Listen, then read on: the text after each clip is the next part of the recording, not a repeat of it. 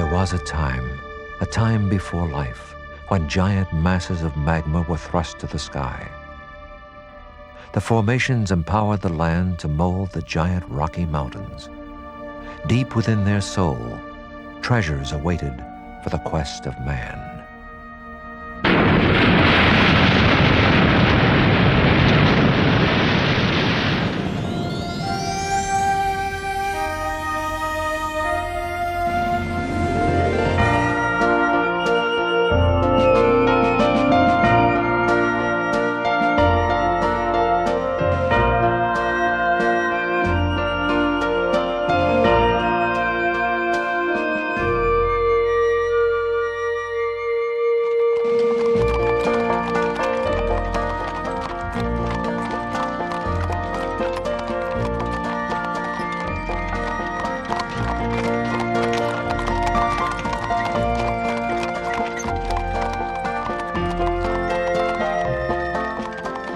For Marcus Daly, the streets of San Francisco were far more elegant than the small mining town of Butte City, Montana.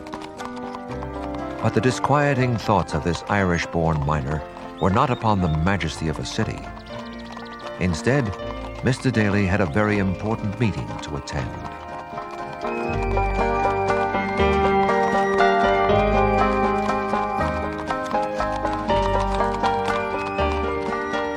James Hagan, a shrewd businessman of notable financial success in San Francisco.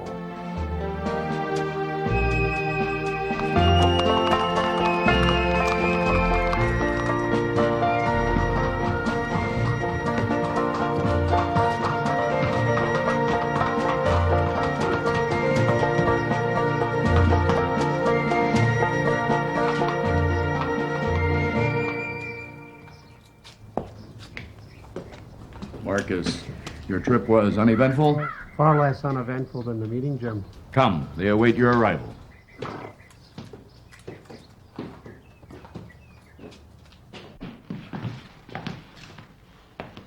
Good day to you, gentlemen. Daly? George Hurst, often called Uncle George, had become a tenant of great wealth through his mining ventures. Lloyd Tevis, a tight-fisted and masterful financial genius of the syndicate. What brings you to San Francisco, Marcus? Perhaps looking for some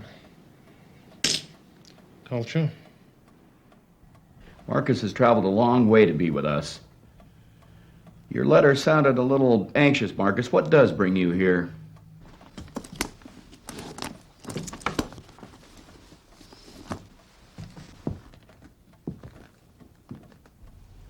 This gentleman was uncovered at the 300-foot level in the Anaconda.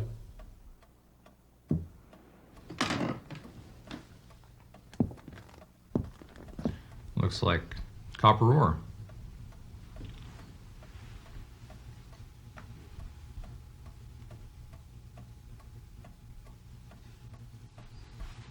Not pure, but a rich copper. The vein is 5 foot wide and runs deep. The mountain is full of it, I tell you. Well, you know we only favor gold and silver. But it's not gold or silver, I show you. It's copper. We've always done well with gold and silver, but copper. Where's the market? It's in telegraphs and telephones, and when electricity spreads across the country, that's the market. And that's just a small part of the market to come. But how soon, Marcus? How soon before a market? A few short months, but we'll be needing to develop the Anaconda and build a concentrator and smelter to drop production costs.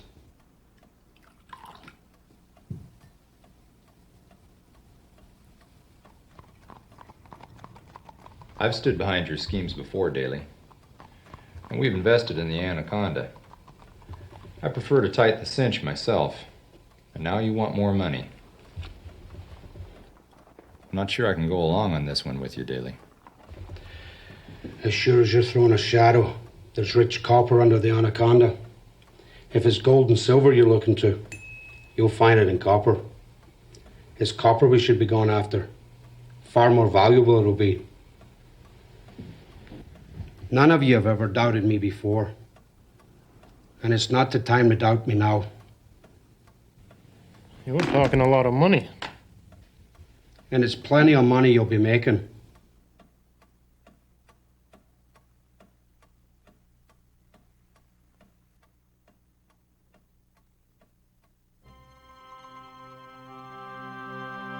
James Hagan listened intently. He now wondered how many other men before Daly had such visions.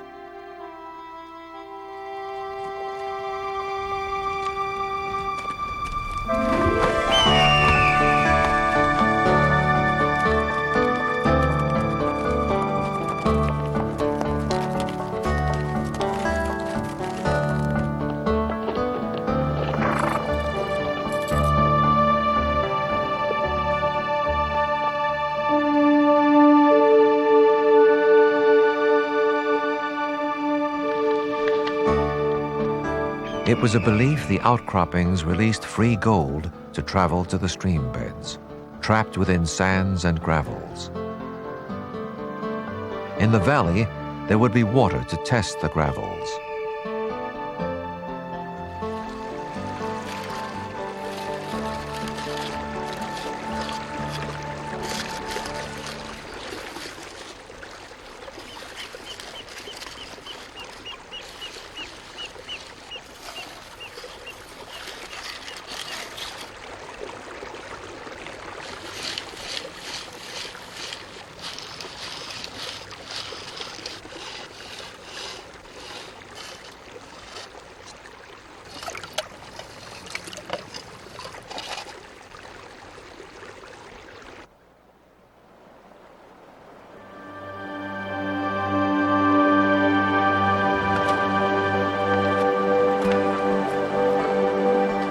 The turbulence of a mountain stream would carry the sands and gravel over the sluice boxes.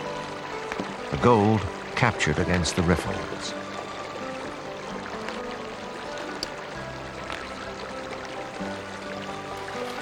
The cleanup from the sluices would bear a man's pay for his anxious toils.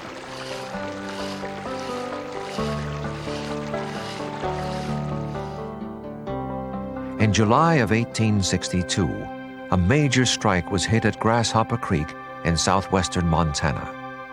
The site of Bannock bristled above the valley floor, becoming a haven for the prospectors probing to nearby drainages. Not far from Bannock, the rich gold fields of Alder Gulch brandished the mining camps of Virginia City, Nevada City, Circle and Central City, all in the same drainage, flaunting some 6,000 people by late 1863. In the spring of 1864, Last Chance Gulch was discovered by 4 Civil War drifters, and the young mining camp of Helena became a regional center of commerce. The gold rushes in Montana were becoming a curiosity among the populace back east. Congress drew attention to the Northwest when proclaiming Montana a territory in 1864.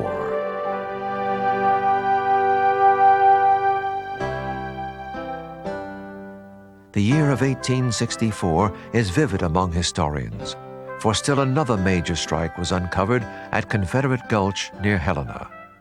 The gulch was considered the richest site in the world.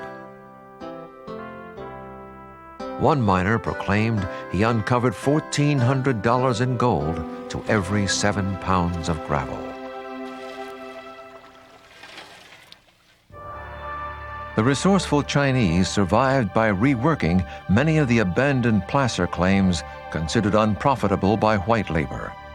By 1870, there were reports of nearly 3,000 Chinese working in Montana Territory, most under a veil of persecution.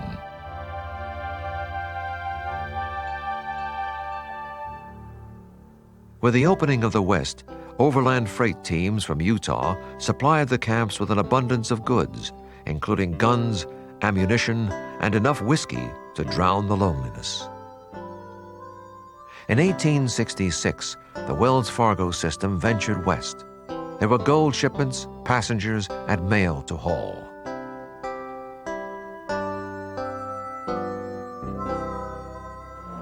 The fur trade had lured the paddle wheelers to the unmoored currents of the Missouri and to Fort Benton. The cumbersome and slow queens of the river now floated a different cargo, massive supplies for those lured by the gold rushes.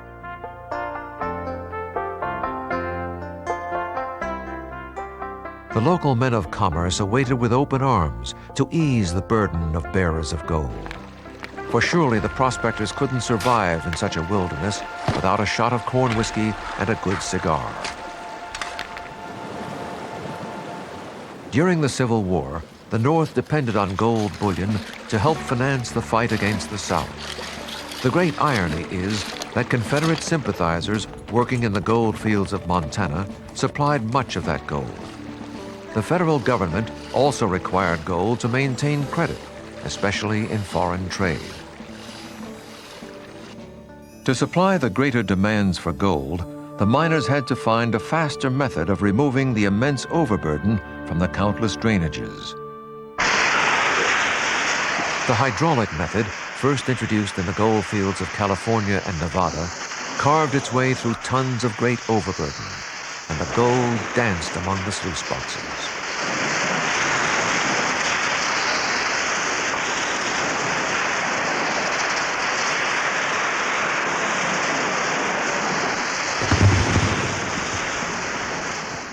To supply water to the hydraulic sites, reservoirs and miles of overland ditches and flumes were constructed. Ditching companies charged for the water or collected a share of the recovered gold.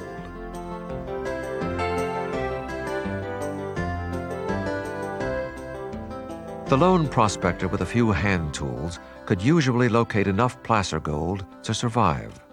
But those with a greater vision looked beyond the placer fields, deserting the streams in search of the mother lode, the valuable minerals captured within a tomb of hard rock.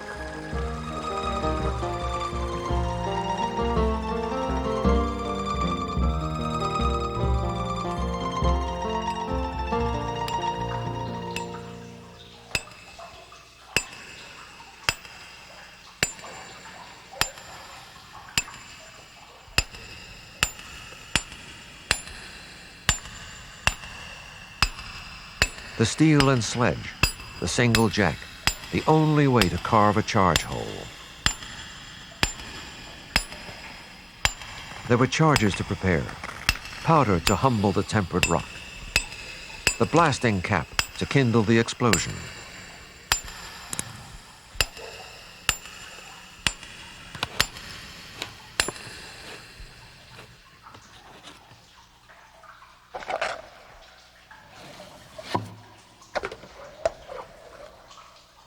Tamping to secure the charges.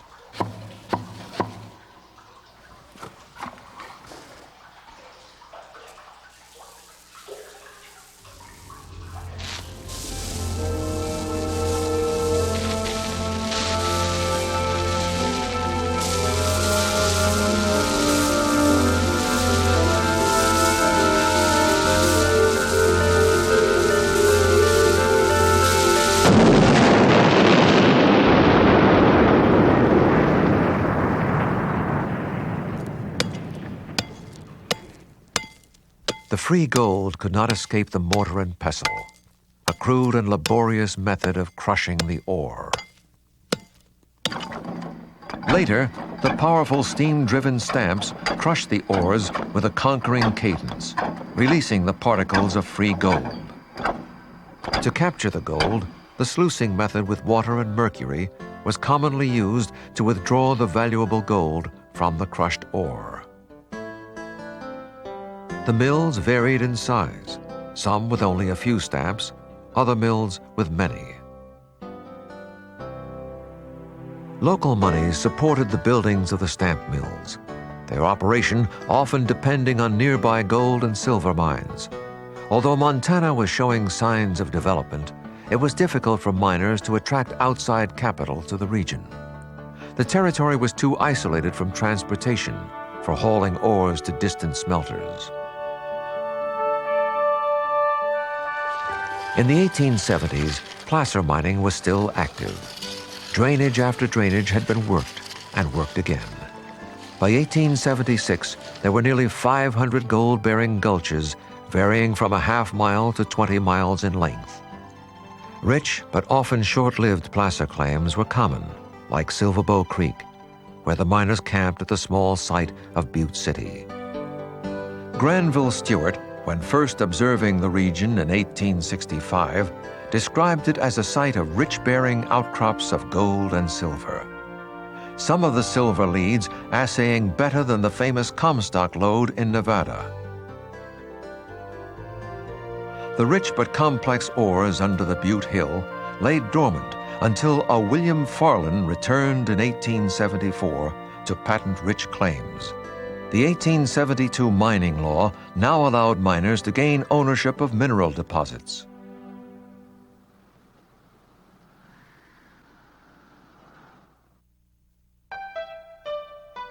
William A. Clark, a fastidious little man, showed up in Butte about the time William Farland was looking for capital.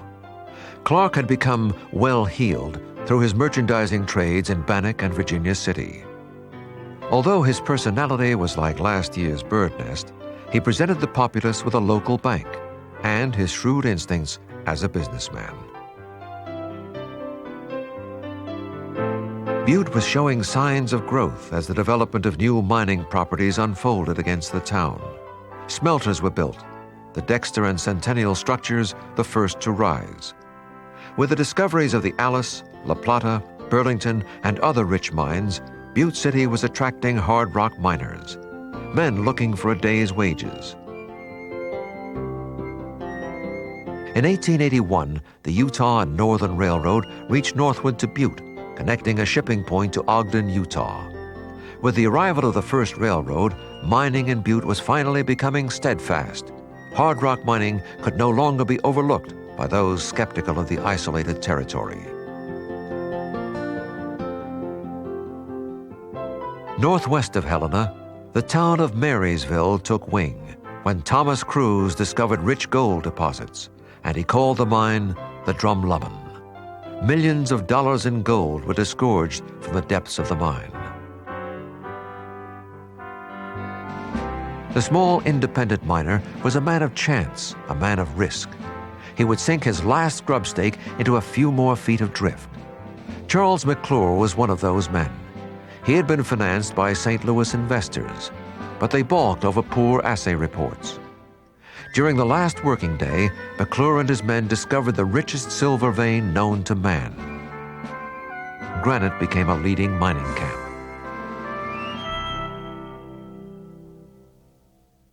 As mining developed in isolated regions of Montana, immigrants from depression-torn European countries looked to the territory for a new start, a job in America.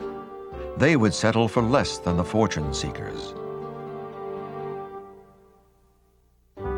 A mining and banking firm known as the Walker Brothers of Utah had become savvy to the reports of rich Montana ore. In 1876, the firm sent their roving prospector to look over the Alice mine in Butte. His name was Marcus Daly. Marcus, the youngest of 11 children, left his impoverished Ireland in 1856 for America. He worked his way to the gold fields of California and the rich Comstock mine in Nevada, where he learned the trade of the hard rock miner. With a keen nose for ore, Daly joined in partnership with the Walker Brothers and bought the Alice lode for $30,000. Daly remained in Butte in the employ of the Walker firm, resigning himself to the task of overseeing the mining property. In the meantime, William Clark had become successful with his mining interests in Butte. He had foreclosed on William Farland in 1877, gaining control of the Dexter Mill and its properties. Clark developed the original, Colusa, Mountain Chief, and Gambetta mines, and in 1881 built the Molten Mill. Like monoliths, mills and smelters silhouetted the Butte Hill.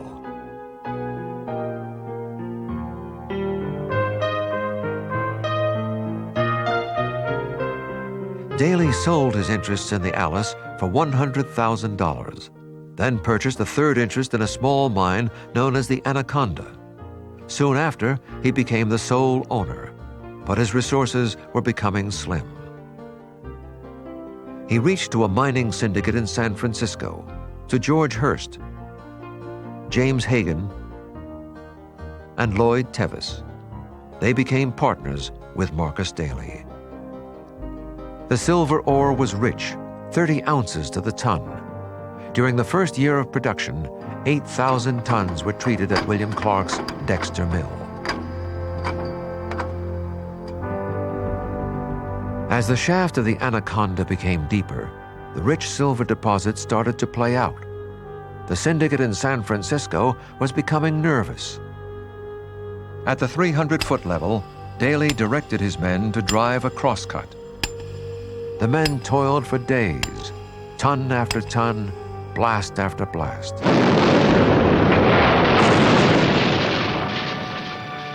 As the smoke cleared, there appeared not silver, but instead a rich copper vein.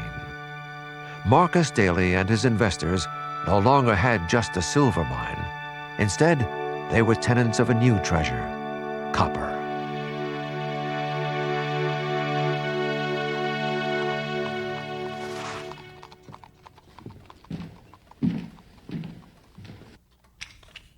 Remember the Ontario mine in Utah? We've done well with that mine, haven't we, Lloyd? And it was Marcus that pushed it our direction.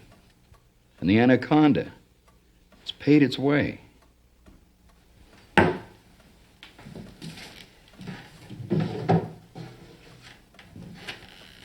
I'll gamble with Daly. Marcus, these blank checks are yours. You start writing. When they're gone, there'll be more. Gentlemen, I really think we ought to go along with Marcus on this one.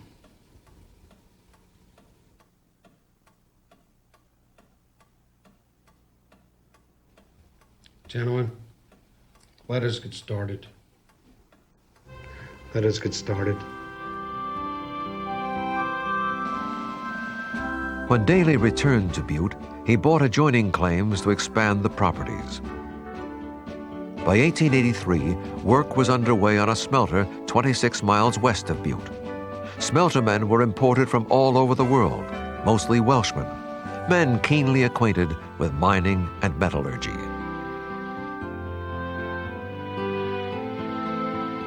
In 1883, Northern Pacific Railroad linked Montana to the nation with a transcontinental route. In July of the same year, a branch line reached Butte.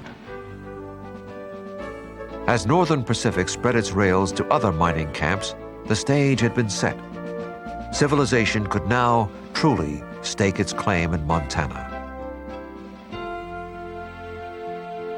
Near the smelter at Warm Springs Creek, Anaconda proudly displayed its landmarks of a spreading town site. Anaconda became known as Daly's Company Town.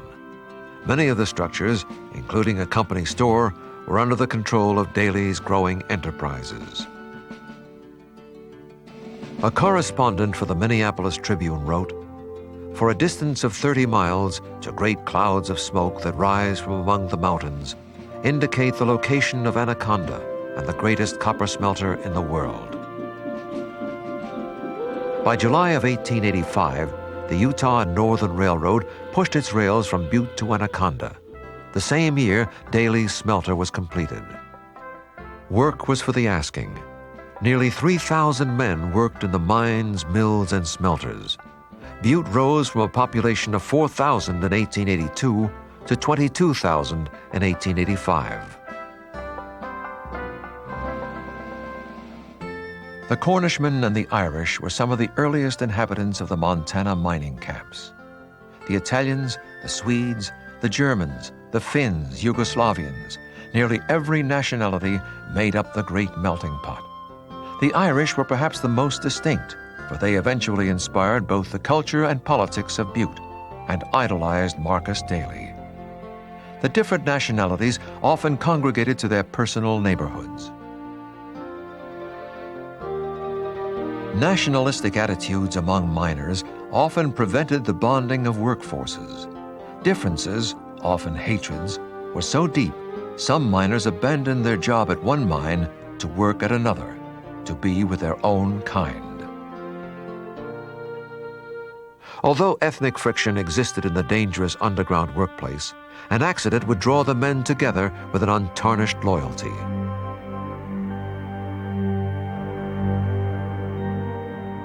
With the introduction of new technology in the underground mines, yearly production of ore was greatly increased, but the working place of the miners became more dangerous. Machine drills were replacing the agonizingly slow practice of drilling charge holes with steel and sledge.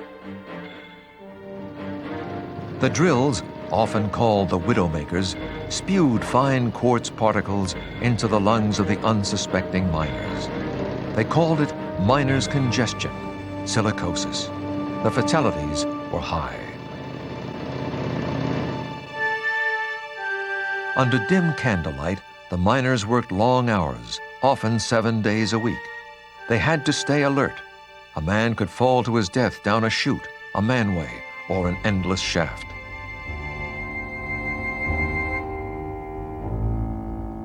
Accidents were common in the cage and hoist areas. If a hoist operator failed to stop the cage at the surface, the men rode the cages to the sheave wheels at the top of the gallows frame, falling to the deck or shaft below. Deep under the Butte Hill, poor ventilation starved the miners of air. The caving of ground and premature explosions often proved fatal. There was ill supervision of the many inexperienced immigrants and questionable labor practices. Many mine owners varied in their regard for the underground workers. Both Clark and Daly knew the men worked in a dangerous environment. They also knew good wages produced a contented miner. However, history has clearly shown that not all mine owners were as generous as Clark and Daly.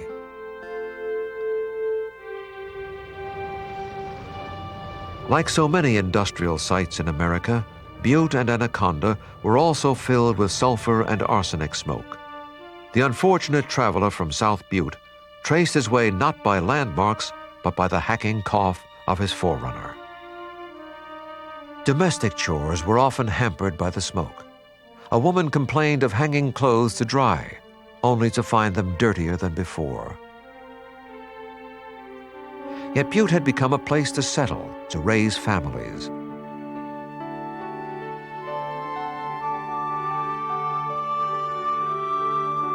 As Butte became larger, it also became more prosperous. Butte had grown from a meager tent town to a famous silver and copper producing giant.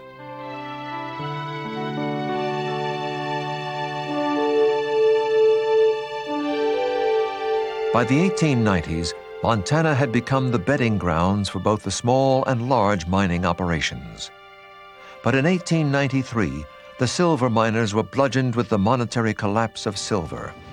Hundreds of mines in Montana, Colorado, and Idaho shut down. Thousands of men were laid off.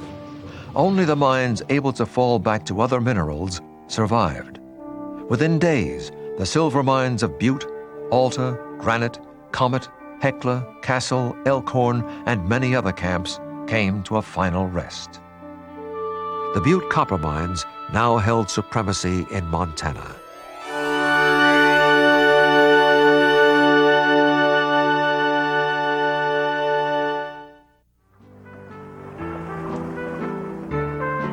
As Butte became more prosperous, a fierce competition festered between Clark and Daly. Their animosities were fueled not only by their growing empires, but their cultural and religious backgrounds. Marcus Daly was an inspired Irish Catholic, where William Clark, born in Pennsylvania, was the descendant of a British Presbyterian family. Although both men were Democrats, their loyalty to party was not a preference over the smoldering feud which lasted for 12 years.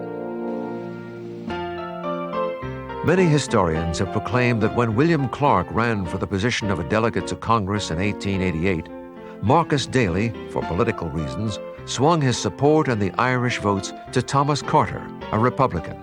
Clark was incensed.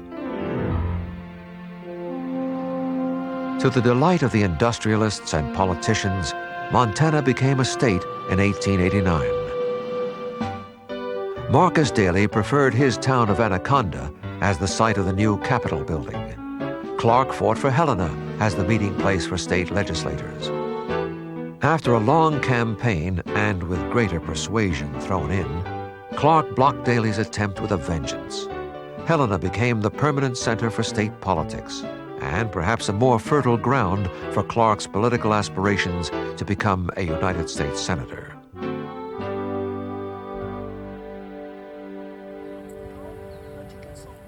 The author of Battle for Butte, Dr. Michael Malone, reflects upon the feud. What a hound. The feud came to its climax, and its bitter, very bitter climax in 1899, when Clark, who was now in his early 60s, made a belated attempt to get elected, and this time by massive bribery of the Montana legislature, he succeeded in getting elected. But the United States Senate, in a very rare move, ejected Clark, or more correctly, forced him to resign in 1900. And this really was the climax, the nadir, I guess would be more appropriate, of the Clark-Daly feud. We don't know if Clark actually said the words that have so often been attributed to him, but you always have to quote them. And that quote is, "I never bought a man who wasn't for sale."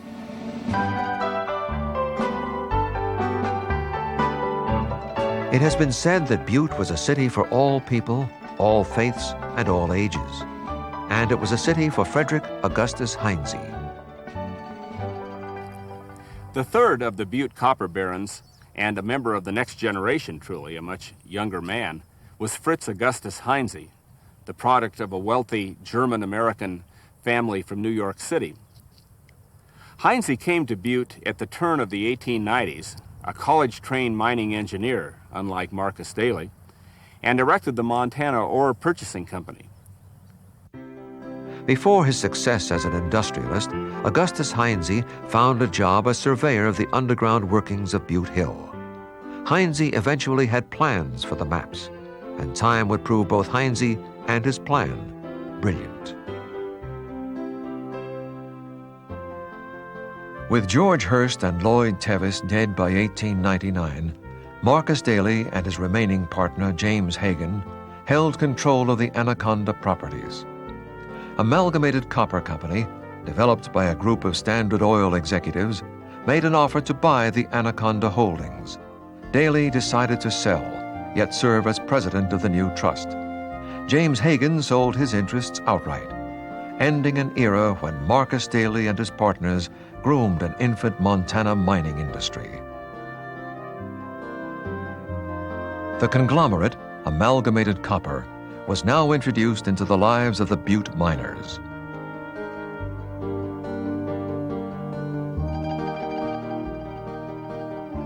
Although Marcus Daly was serving as president of Amalgamated, his health was failing. Marcus Daly died on the morning of November 12, 1900, in New York City. With the passing of Marcus Daly, the mining world lost one of its most prominent figures, to be mourned by many, especially the Irish. Upon the death of Marcus Daly, the feud between Clark and Daly finally ended. Clark was elected and served 6 uneventful years in Washington, D.C.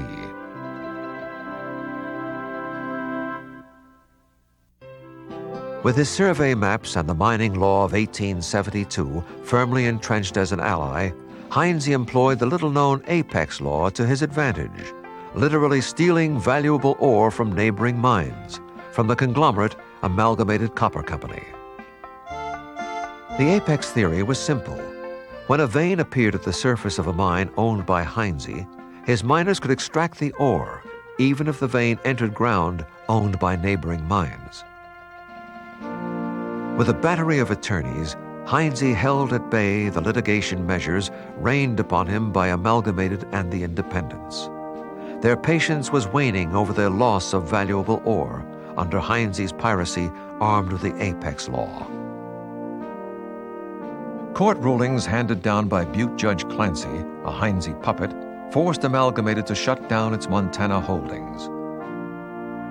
Blaming Heinze for the shutdowns, an angry crowd of nearly 10,000 men assembled at the Butte courthouse to hear Heinze's speech. Standard Oil is my enemy, but they are your enemies too. If they crush me today, they will crush you tomorrow. They will force you to dwell in Standard Oil houses while you live, and they will bury you in Standard Oil coffins when you die. But on December 1st, 1903, a special session of the Montana State Legislature was called by Governor Toole. And it was during this session that Judge Clancy's decision to shut down Amalgamated was overturned. Almost immediately, Amalgamated reopened their mines and, just as quickly, declared war on Augustus Heinze. The relentless attacks on Heinze began to methodically destroy the empire Heinze had so brilliantly created. Heinze soon realized that the end was in sight and that his defeat was irreversible. But in one last moment of genius, Heinze was able to engineer what most would consider the impossible. Through secret negotiations, both in Butte and New York, this amazing manipulative man arranged to sell all his Butte holdings for a princely sum of $12 million to his arch enemy, Amalgamated. And with this final act, so came the end of the historic War of the Copper Kings.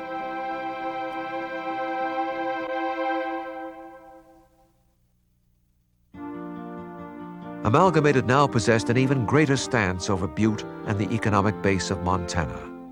Thousands of men worked in the mines and smelters of Butte and Anaconda, East Helena, and the Great Falls refinery. In 1909, John Ryan took the reins of Amalgamated as the new president.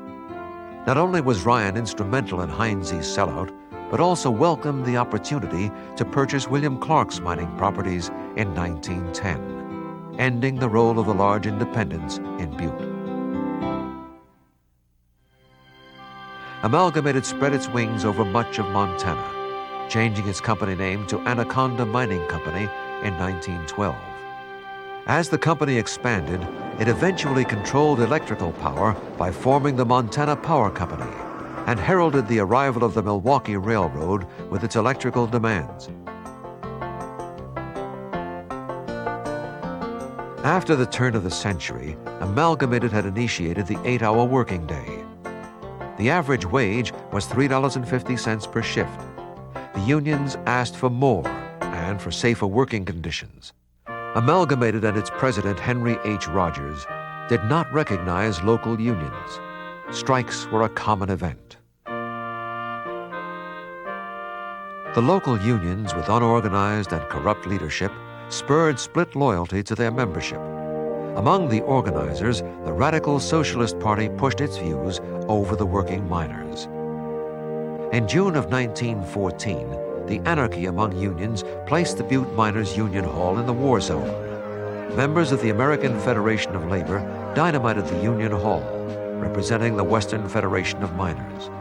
To secure order, federal troops arrived in September, remaining for several months until the rioting had dropped to a lull.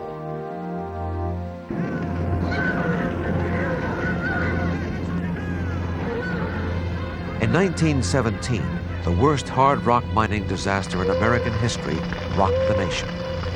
An underground fire swept through the bowels of the Speculator mine, and there was no escape for 168 men.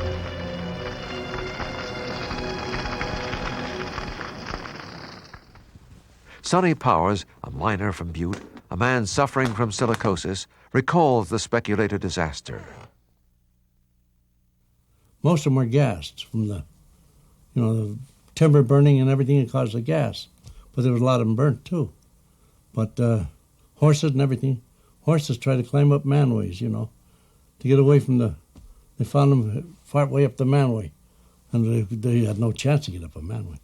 But they were trying to get out of there. But if you kill a mouse underground, an old miner will belt you in the whiskers.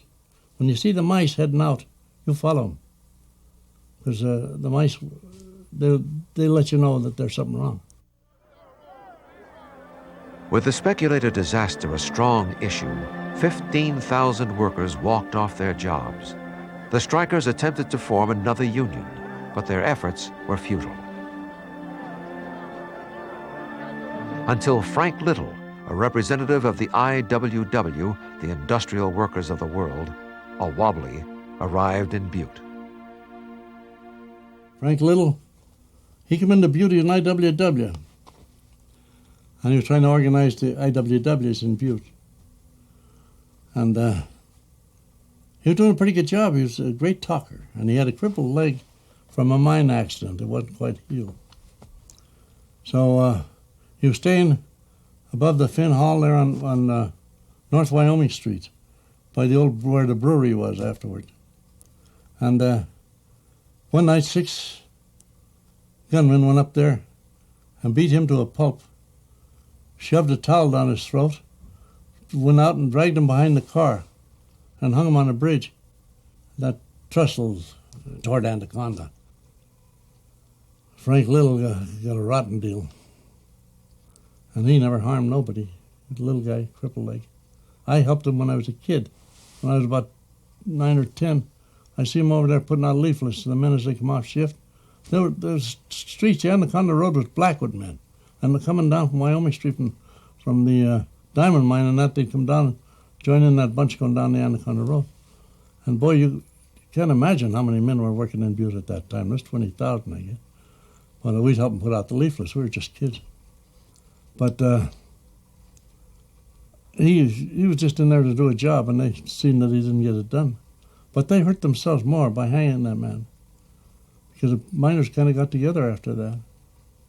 And they carried him to the cemetery on their shoulders, from uptown down out to the Mountain View Cemetery. His grave is still out there. I got a copy of that inscription that's on that grave. Murdered by the Copper Trust for helping his fellow man. The death of Frank Little was one of many tragedies centering around the union unrest in Butte. During the struggle to find common ground between the company and unions, seemingly mad acts were committed by both sides.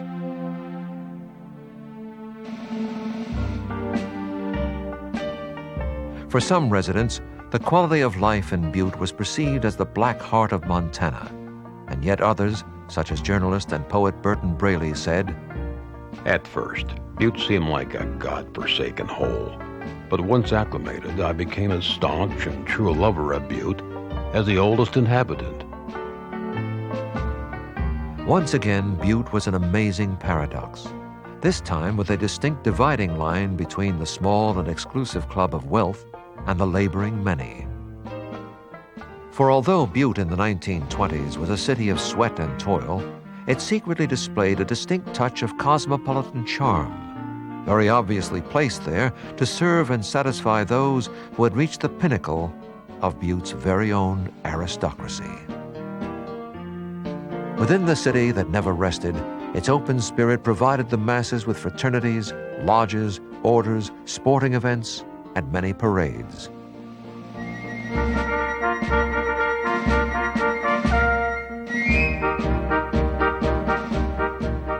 The production of copper in the Butte mines was exceeded in value only by that of Rand in South Africa. Butte had become the largest and wealthiest concentration of populace to the east, Spokane to the west, and Salt Lake City to the south. Although Butte had become known as a city of wealth and prosperity, it had also gained a reputation for sin, toughness, and squalor. While Butte had become the center of corporate mine development and a haven for most miners in Montana, there were many smaller independent mines far beyond Butte. They were widespread and varied in size, most lacking the technology of the Butte mines.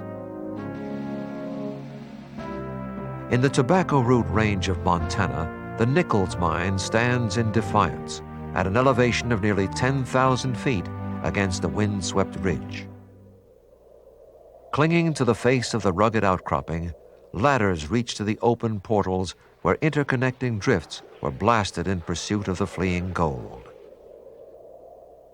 The small mill, housing 3 stamps, crushed the ore before it was lowered by a tramway to a nearby haul road.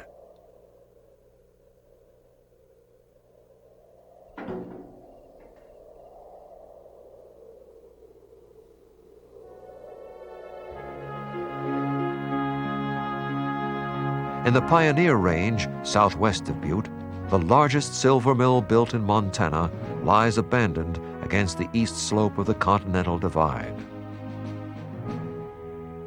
The once massive Elkhorn Mill was developed by William Allen, a mining promoter financed by both English and American investors. The mill was installed with the latest equipment and became operational by 1921.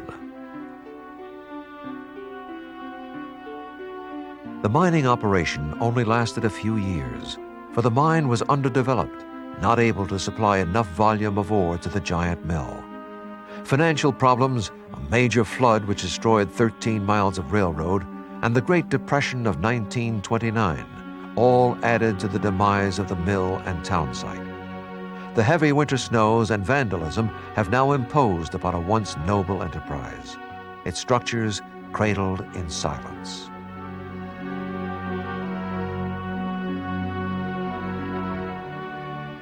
Throughout western Montana, countless mining camps rest in dormancy. Their remains, a reminder of small towns reaching for prosperity.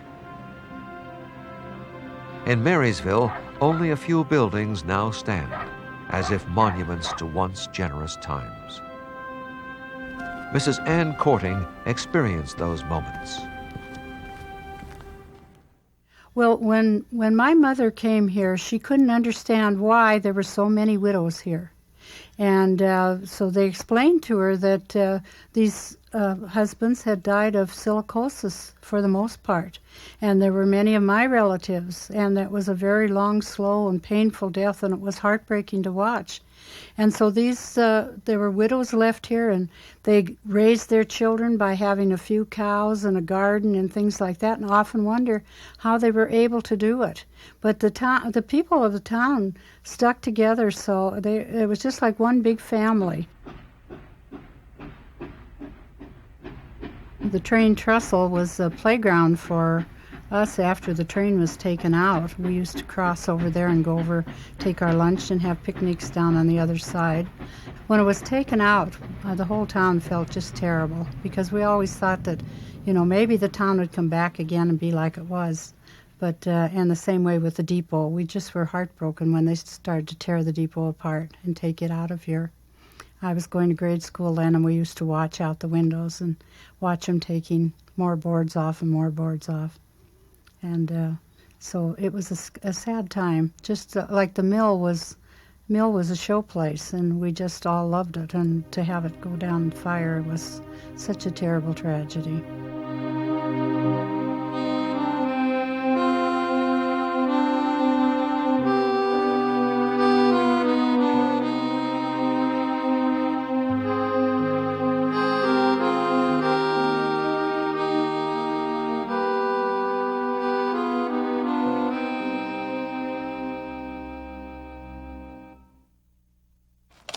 It was often the small, independent miner that discovered the original strike that fostered an industry.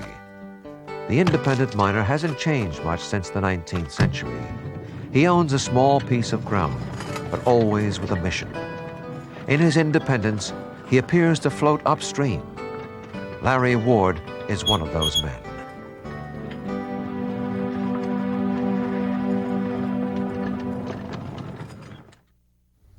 If I had to do it all over again, I think everything would go exactly as it has. I've enjoyed every minute of the mining and living in the mountains and just being free.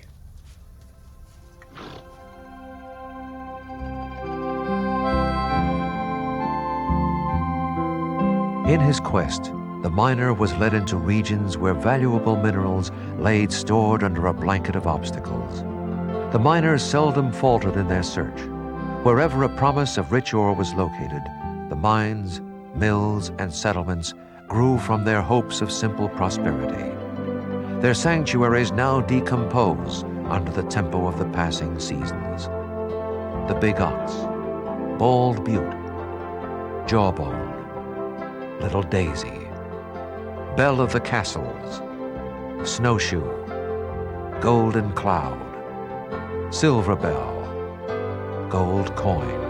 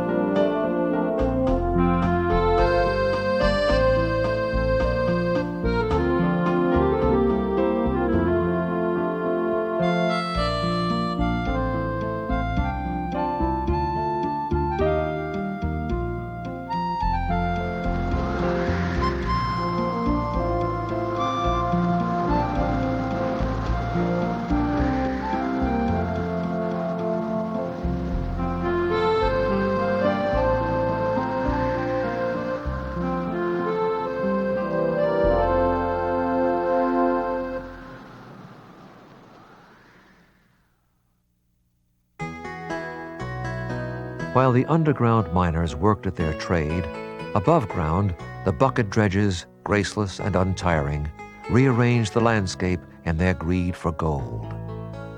They could dig deep under the gravel bars, often overlooked by the placer miners of the first gold rush. The dredge would leave behind a huge wake, the kind of furrow a giant, untamed worm might leave.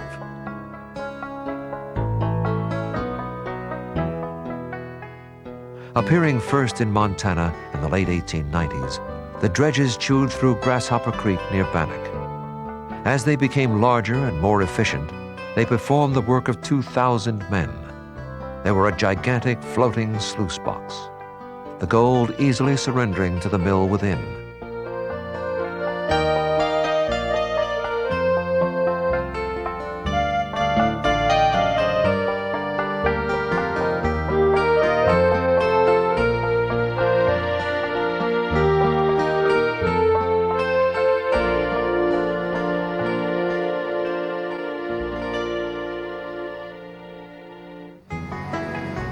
The miner of today is now confronted with the same demands for valuable minerals as his forebears. He works with sophisticated mining equipment, allowing higher productivity in a safer workplace.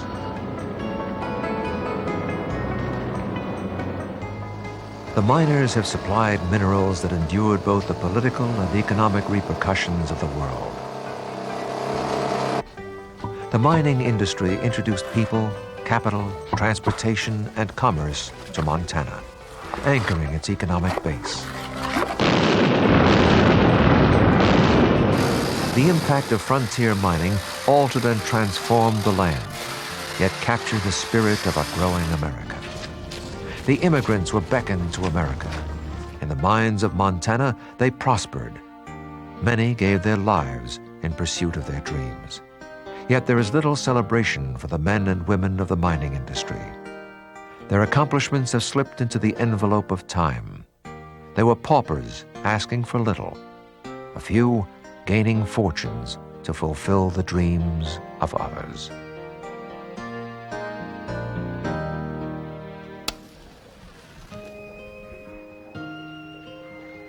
That fella's in a pretty good vein there. But I was sniffing around here a while back.